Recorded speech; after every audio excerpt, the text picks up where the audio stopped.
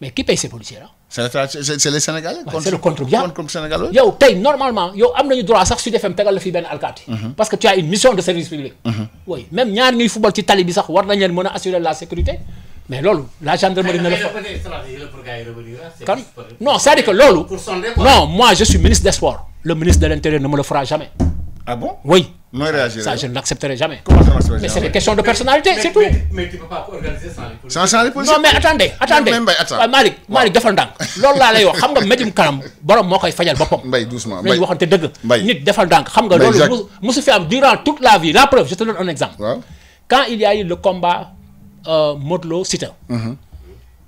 Modou Lo Siteu ou Balla Gaye Siteu je ne sais pas non c'est Modou Lo Siteu mais qu'est-ce que la police a dit?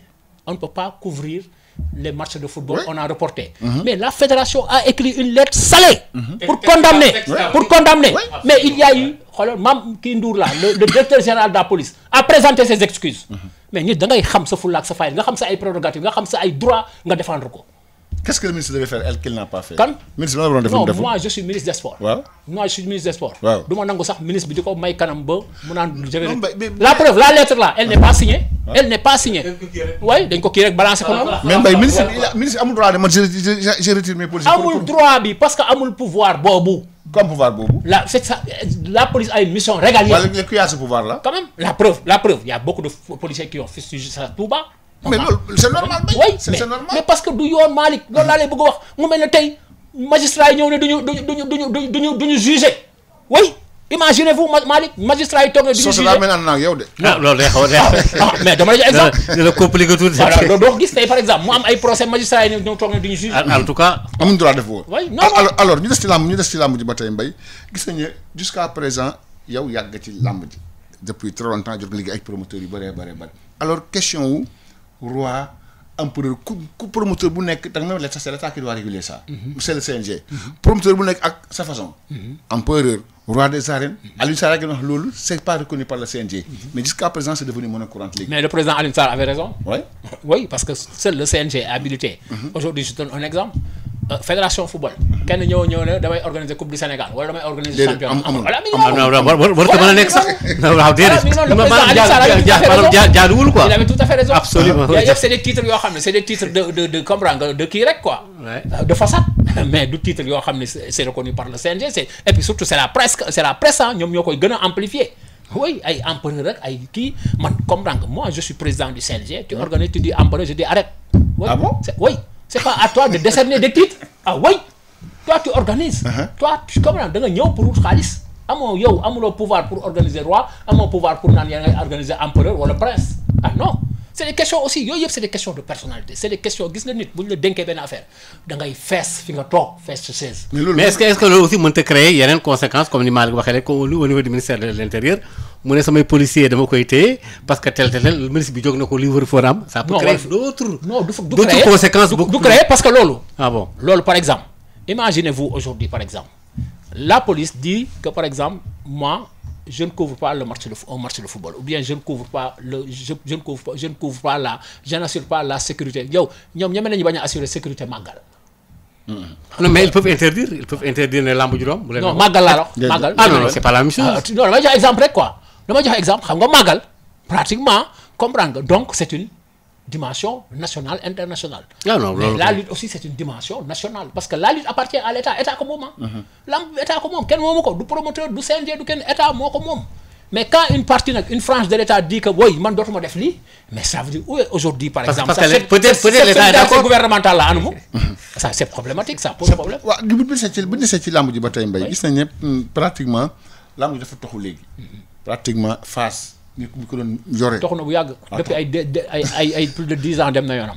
Ah bon. yow ku la xam sa proximité ak Fass lu xew Fass mënatu ñëw mbala. mais Fass amatuñu mbër. il faut amatuñu mbër.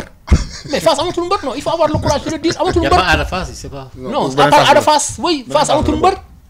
Fass kan moo fay tête de file. Gris Bordeaux il a accumulé combien de défaites il est dans une spirale. comprendre Fass amatuñu mbër dañoo waxante dëgg aujourd'hui Malick xam nga lu tax lan moo indi loolu. parce que il y a un problème d'espace. Quand tu vois la lutte ñi ko dominer mooy les lutteurs de la banlieue parce que y a beaucoup d'espace là-bas. Ils sont au bord de la plage. Ils sont pratiquement banlieue dafa bari place. nga dem par exemple Malibu Guédiawaye Thiaroye Yeumbeul puis Malika tefes yooyu bi yëpp quoi. ñu ngi tefes ils ont même parcelle xoolal même parcelle mais regarde par exemple les lutteurs yi nga dégg ñu dëkk ay Fass ay Médina Ay ay Médina, ils ouais. ont même des problèmes aujourd'hui pour s'entraîner parce que ci école lañu dem ñu dàq leen non c'est vrai comprendre nga mais duñ dem mais xoolal lutteurs yi nga xam ne ñoom ils sont sur le littoral mais c'est eux qui dominent et aujourd'hui il y a une nouvelle tendance parce que léegi aujourd'hui le business a pris le pas sur l'enjeu financier Pourquoi? sur l'enjeu sportif Pourquoi? parce que c'est une économie la lutte est devenue une économie et malheureusement c'est dommage que les journalistes ne travaillent pas sur les comptes économiques, les comptes satellites de la lutte ou bien du sport dans Est-ce sa que c'est globalité. accessible? C'est facile. C'est très facile pour voir aujourd'hui quelle est la contribution du sport à l'économie nationale.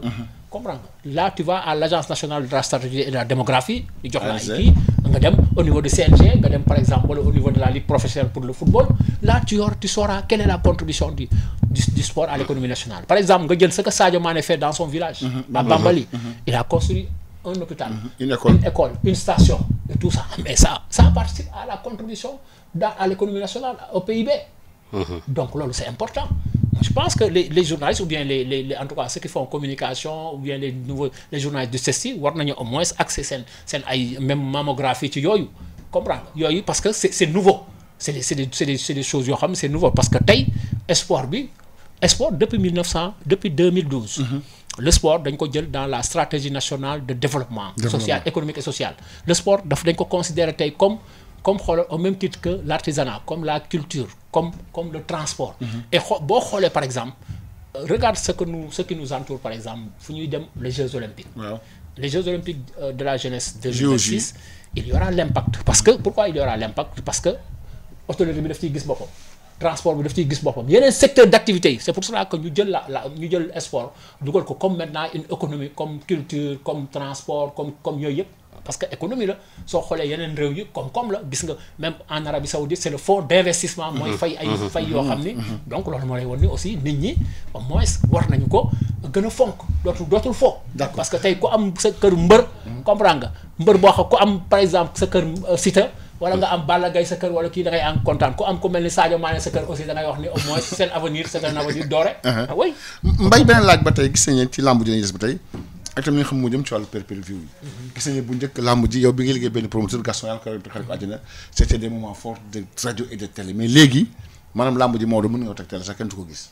waaw mais justement mais élection rek Adja Mane bi wax ne moom làmb ji léegi mu koy. balaa mais yenn saa yi sax combat doo ko yëg sax. doo ko yëg parce que yaay est-ce que Mbaye pay-per-view yi demul ba rey làmb ji fi mu toll nii léegi. Bon là aussi. Il y a une question de il y a aussi c'est une bonne chose mais il y a un vide juridique. Parce que si c'était encadré. Le CNG tout comme la lutte comme le promoteur le CNG.